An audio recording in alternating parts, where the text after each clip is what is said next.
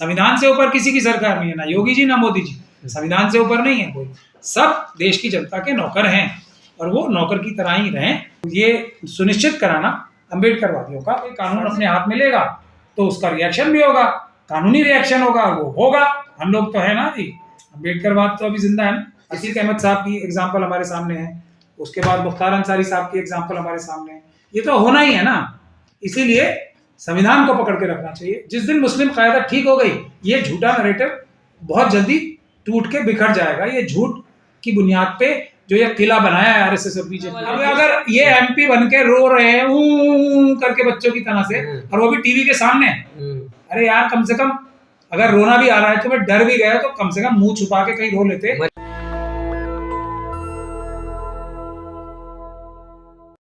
Facts के बारे में जानता नहीं हूँ, लेकिन अगर मैं वहां होता तो कानून के रूप से हम स्थिति को टैकल करते और उसमें कोई ज्यादा परेशानी होती भी नहीं। अगर पुलिस के पास कोई वारंट थे तो वो लोकल पुलिस को बुलाते, पहले पुलिस का आई कार्ड देखना चाहिए। और आजकल तो बहुत प्रॉब्लम चल रही है ना, आप लोग देख रहे हैं, मतलब जो अभी तो अगर फोन आप डायल करो तो उसमें क्या आता है पहला कि किसी को पुलिस अधिकारी ऐसे नहीं मान लेना चाहिए।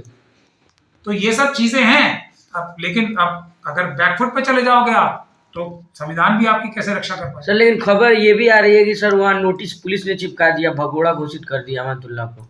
अब उसके लिए उनके पास उनके वकीलों को चाहिए कि उनको एक मजबूत कानूनी मदद करें। और ये जो मेरे ख्याल से उनके साथ जो ज्यादती हो रही है और जो अपराध हो रहे हैं इस वक्त अमानतुल्लाह खान साहब के साथ, उसके लिए मजबूत कानूनी कार्रवाई होनी चाहिए। मैं उनका विरोधी हूँ एक पॉइंट पे, वक्त के खिलाफ अगर कोई भी गलत काम करता है तो मैं अपना फर्ज मानता हूँ उसके खिलाफ एक्शन लेना। उसके अलावा उनके साथ कोई भी ज्यादती हो रही है तो ऐसा नहीं है कि हम आंखें बंद करके ही विरोध करते रहेंगे। जहां तक विरोध है वो है, और जहां उनके साथ ज्यादती हो रही है तो वो मजलूम है। मजलूमों के साथ खड़े होना हर ईमान वाले अम्बेडकरवादी का फर्ज है। ये बात आप सबको याद रखनी चाहिए। लेकिन सर जिस तरह के चुनाव के नतीजे आए, तमाम जो विपक्ष के लोग, केजरीवाल की पार्टी या दूसरी पार्टी के हार का सामना करना पड़ा, बीजेपी जीती, उसके बाद से लगातार लोग कह रहे थे कि योगी एक्शन जो है दिल्ली में चलेगा, तो उसी का जो है एक परिणाम है क्या, उसी का उदाहरण पेश किया जा रहा है क्या? अभी आज तो एक ऑर्डर लेके आए हैं योगी जी की तो सरकार है, उत्तर प्रदेश का तो ऑर्डर आज आप प्रेस कॉन्फ्रेंस की थी ना, और अभी आगे भी होगी कार्रवाई। जो भारत का संविधान तोड़ेगा, जो कानून तोड़ेगा, उसके खिलाफ कानूनी कार्रवाई होगी। ये बात हमें अपने दिमाग में कर लेनी चाहिए। किसी की सरकार रहे, संविधान से ऊपर किसी की सरकार नहीं है, ना योगी जी ना मोदी जी, संविधान से ऊपर नहीं है कोई। सब देश की जनता के नौकर हैं और वो नौकर की तरह ही रहें। ये सुनिश्चित कराना अम्बेडकरवादियों का फर्ज है। कहा जा रहा है दिल्ली में भी सर योगी एक्शन अब लागू होगा, क्योंकि भाजपा की सरकार आ गई है, इसलिए अमानतुल्लाह के पीछे तमाम जो देख रहे हैं टीवी चैनल में यही चल रहा है। तो एक्शन होगा तो रिएक्शन भी होगा। फिर एक्शन होता है तो रिएक्शन भी होता है। जो हाथरस की बच्ची के फैमिली के साथ आज जो ज्यादतियां हो रही हैं, जो यूपी पुलिस के अधिकारी और सरकारी कर्मचारी कर रहे हैं, उसका रिएक्शन भी होगा, उनके साथ खिलाफ कानूनी कार्रवाई होगी। इसी प्रकार से अगर कोई कानून अपने हाथ में लेगा तो उसका रिएक्शन भी होगा, कानूनी रिएक्शन होगा, वो होगा। हम लोग तो है ना जी, अम्बेडकरवाद तो अभी जिंदा है ना। इसी से जोड़ के लोग कह रहे हैं, इसीलिए लोग कह रहे हैं, ट्विटर पे लोग लिख रहे हैं, और उसके जो विरोधी हैं अमानतुल्लाह के, वो लोग लिख रहे हैं कि अब इनका भी आजम खान वाला हाल होगा। नहीं, आजम खान साहब भी जब अब उनके वकील ही वो हैं तो उनकी हिस्ट्री है। अब मैं इसके बारे में क्या बोलूं, राज्यसभा में भी चले गए और उनका जो इलाज होना था वो कर ही दिया। तो ये तो अब उसके बारे में मेरा टिप्पणी करना उचित भी नहीं है। लेकिन अब बहुत सारे लोगों को फायदा जब ही होता है जब कोई नेता जेल में चला जाए, तो बहुत सारे वकील खुश भी हो जाते हैं कि जब तक जेल में रहेगा हमारा बढ़िया रहेगा मामला। पर ऐसे कम ही होते हैं वकील, ज्यादा नहीं होते, पर कुछ होते हैं। हर प्रोफेशन में अच्छे बुरे लोग सब होते हैं। ज्यादातर वकील इस प्रकार का काम नहीं करेंगे। अगर कोई क्लाइंट होता है तो उसके लिए ईमानदारी से काम करते हैं, मगर कुछ लोग हैं तो अब क्या कर सकते हैं। मुस्लिम भी और अमानतुल्लाह खान साहब के लिए और ये बाकी सब भी नेताओं के लिए जो भी आरएसएस और बीजेपी से हाथ मिला के चलते हैं, उनका ये अंजाम कभी ना कभी होना ही होता है। अतीक अहमद साहब की एग्जाम्पल हमारे सामने है, उसके बाद मुख्तार अंसारी साहब की एग्जाम्पल हमारे सामने है। ये तो होना ही है ना, इसीलिए संविधान को पकड़ के रखना चाहिए। अमानतुल्लाह खान साहब को तो अपने ही लोग धोखा दे रहे हैं और मैं उनका भी विरोधी रहा हूं, लेकिन अभी वो मजलूम है तो मैं उनके भी साथ हूं। सर क्योंकि मुस्लिम वक्फ के मामले पे अमानतुल्लाह खान साहब ने भी गड़बड़ की है, अमानतुल्लाह खान साहब ने भी की है और आजम खान साहब ने भी की है। तो सर क्या लग रहा उसमें मैं है विरोधी हूँ। मुस्लिम लीडरशिप को खत्म करने की साजिश है क्या? एक तरह से डराया जा रहा है मुसलमानों को। है ही कहाँ जो खत्म करने की आवश्यकता पड़ेगी। मुस्लिम लीडरशिप जिस दिन आ गई तो ये देश जो है ना सबसे ताकतवर देश हो जाएगा, क्योंकि फिर ये जो आरएसएस और बीजेपी ये जो नफरत पैदा कर पा रही है झूठ की बुनियाद पे, उसमें सबसे बड़े जो रोल प्ले करते हैं वो तो हमारे अपने ही उलमाए सू और हमारे जो आरएसएस की एक जो दूसरी पॉलिटिकल पार्टी है ऑल इंडिया मजलिस इत्तेहादुल मुस्लिमीन, यही सब तरह के लोग तो करते हैं। वरना ये नैरेटिव आरएसएस और बीजेपी का मनुवादियों का झूठा नैरेटिव तोड़ना कोई मुश्किल काम थोड़ी है। जिस दिन मुस्लिम क़यादत ठीक हो गई ये झूठा नैरेटिव बहुत जल्दी टूट के बिखर जाएगा। ये झूठ की बुनियाद पे जो ये किला बनाया है आरएसएस और बीजेपी ने, ये सिर्फ हमारे अपने जो हमारे उलमाए सू हैं और जो हमारे सोशल और रिलीजियस लीडर्स हैं और पॉलिटिकल लीडर्स हैं उनकी मदद से या उनकी हेल्प लेके ही बनाया, वरना झूठ को सच साबित करना इतना आसान भी नहीं होता। लेकिन सर सर मजलूम की ताकत है मजलिस, लोग इस तरह से कह रहे हैं, आप बोल रहे हैं कि वो बीजेपी के साथ ये लेकिन नाम मुस्लिमीन है, मजलूमीन नहीं है। ये सलाह तो मैं उन्हें कई साल से दे रहा हूँ। मजलूम की ताकत है सर, मैं वही तो कह रहा हूँ, लेकिन नाम है मुस्लिमीन, पार्टी मुस्लिमीन की है लेकिन मजलूमों के साथ है। ऐसा तो मुस्लिम मजलूम है तो मजलूमीन रख लेना, मुस्लिम्स के अलावा भी तो मजलूमीन है। नाम नहीं चेंज कर रहे क्योंकि आदेश, अगर अमित शाह जी बोल दें उन्हें, क्योंकि अब एक्सपोज हो रहे हैं ना, वो हो सकता है अमित शाह जी क्या भाई अब तो तुम बिल्कुल एक्सपोज हो रहे हो, इसका नाम चेंज कर लो, तो मजलूमीन रख लेंगे वो। पर करेंगे सब वही जो आरएसएस और बीजेपी के लोग कहेंगे। ये आज से नहीं हो रहा है, ये कई सालों से हो रहा है, ये इनके वालिद के भी पहले से हो रहा है। जिस दिन कभी आप डिटेल में इंटरव्यू लेंगे मेरा, मैं सारी इनकी हिस्ट्री खोल के रखूंगा। लेकिन सर दिल्ली में एक ओखला के मजबूत आवाज है, दिल्ली में मुस्लिम लीडरशिप की बात की जाए अगर दिल्ली की, तो अमानतुल्लाह खान मजबूत आवाज है, लगातार मुसलमानों के हर मुद्दे पे बात रखते रहते हैं अपनी।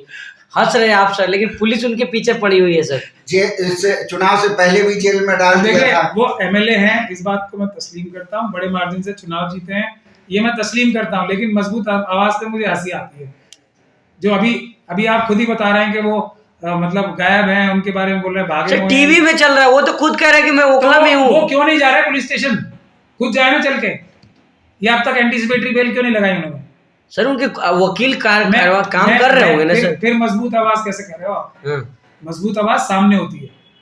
और फिर मैं अपना एग्जांपल दूंगा तो आप बार बार कहते हो जी अपना एग्जांपल देते हो। किसी और का एग्जांपल देना ठीक नहीं है, किसी और को खतरे में क्यों डालूं? मेरी तो इतनी मजबूत आवाज भी नहीं है, मैं उतनी जोर से बोल भी नहीं पाता हूँ। यहाँ आपने 200 की रेड तो कितने लोगों ने खुद डायरेक्ट कवर की है, 200 कमांडोज थे ना। तो मजबूत आवाज, फिर आप मुझसे झूठ क्यों बुलवा रहे हो? एमएलए हैं, तीसरी बार के एमएलए हैं, मजबूत आवाज नहीं है। सर मुसलमान होने की सजा मिल रही है ना? नहीं, मुसलमान होने की नहीं, मजबूत ना होने की सजा मिल रही है। मजबूत नहीं है वो? नहीं, ये नहीं कह सकता। मजबूत होते तो वो ऐसे नहीं होते जैसे हैं वो। सर हर चुनाव में जो मैं उनके साथ हूँ इस मुद्दे पे, तब भी कह रहा हूँ, लेकिन मैं झूठ नहीं बोलता। मजबूत बिल्कुल नहीं। और ये जो लोग जानते हैं वो सब जानते हैं ओखला का क्या हशर है। यहाँ पुलिस जो ऐसे घुस रही है, ये मजबूत लीडर का काम है। जाकिर नायक साहब को आप मजबूत लीडर मानोगे? भगोड़ों की तरह, बुजदिलों की तरह से भाग गए। वो बुजदिल नहीं तो क्या है, वो बहादुर हैं और बोलते हैं हम अल्लाह के अलावा किसी से नहीं डरते। तो ये सब मेरे साथ करोगे तो आप इशू डाइवर्ट हो जाता है। मैं सच बोलने वाला आदमी हूँ। अगर वो बहादुर होते तो इस वक्त वो ऐसे नहीं होते। सर मजलूम है, आप साथ हैं, मजलूम है वो साथ है। अगर आप मुझे ये बताइए, ओखला की आवाम के साथ वहां की पुलिस के अधिकारी ज्यादती करते हैं या नहीं करते हैं? करते हैं ना। तो वो क्या मजबूत लीडर है फिर? बेकार की बात। तो इस वक्त आप साथ हैं ना सर उनके? आप भी तो एक मजबूत आवाज है देश के। मैं मजबूत हूँ तो वो मेरे पास आ जाए, फिर मैं देखता हूँ कौन क्या करता है उनका। तो आप केस लड़िएगा? मेरे पास आएंगे तो क्यों नहीं लड़ूंगा, मगर मैं केस मांग थोड़ी सकता हूँ किसी। मैं तो कह ही रहा हूँ, मैंने अभी मैं तो अमरोहा की बहादुर आवाम का केस तब भी लड़ने को तैयार था जब कोई रो रहे थे, आंसू बहा रहे थे कि मुझे मारा। मैं तो तब भी तैयार था ना। दानिश अली की बात कर रहे हैं आप? अब रो तो वही रहे थे। अभी एक बहादुर आवाम है ना वहाँ की जो आई है महिला, मैं हूं ना उनके साथ। अब देखो क्या होगा। उससे बढ़िया स्कूल में एडमिशन हुआ, रोई नहीं ना। ये अकेली महिला जो एमपी भी नहीं थी, रोई नहीं ना। ये है बहादुर, ये लीडर बनेगी।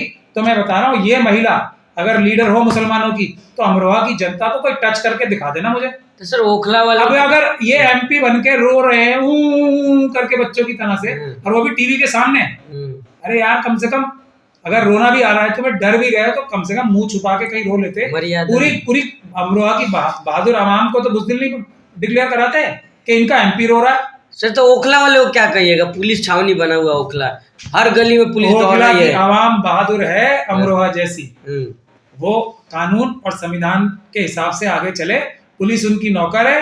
कोई सलाह समस्या है तो ओखला से तो मैं कितने 10 सर डर में रह रहे हैं। अमानतुल्लाह ने ये डर दिखा के वोट लिया। लोग इल्जाम लगा रहे हैं कि बीजेपी आ जाएगी दिल्ली में तो जो है तुम्हारे घर को बुलडोज कर दिया जाएगा।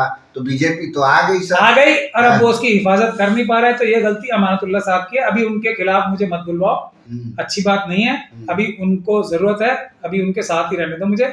ये उन्हीं की गलती है जो बीजेपी आ गई, और उन्हीं की गलती है कि वो बीजेपी आ गई तो संविधान तो है ना, उससे उसकी हिफाजत नहीं कर पा रहे। तो 100% और लोगों का फर्ज है अपने एमपी एमएलए से सवाल करें कि तुम्हें हमने वोट क्यों दिए थे। अब तुम जियो मरो, उससे हमारा कोई मतलब नहीं है। ऊ करके रोगे नहीं, भाग नहीं जाओगे, बिल्कुल नहीं। तो फिर हमारी गलती है ना, हम क्यों ऐसे आदमी को बिल्कुल साइडलाइन करो। अगर ओखला, मैं कह रहा हूं वो चाहे कुछ भी हो उनके साथ, वो खुद कुर्बानी भी दे दें अपनी, तो ओखला की आवाम की जिम्मेदारी उन्होंने ली है, उनकी हिफाजत उन्हें करनी ही पड़ेगी। नहीं करेंगे तो फिर वो ऊ वाले हैं, सीधी सी बात। नेशनल दस्तक की आपसे गुजारिश है कि अगर इसको बचाना चाहते हैं तो नेशनल दस्तक को सब्सक्राइब करने के लिए रेड कलर के सब्सक्राइब बटन को दबाएं, फिर बेल आइकन की घंटी दबाएं। नेशनल दस्तक को बचाने के लिए बहुत जरूरी है कि हर खबर को शेयर करें, लाइक करें, कमेंट जरूर करें।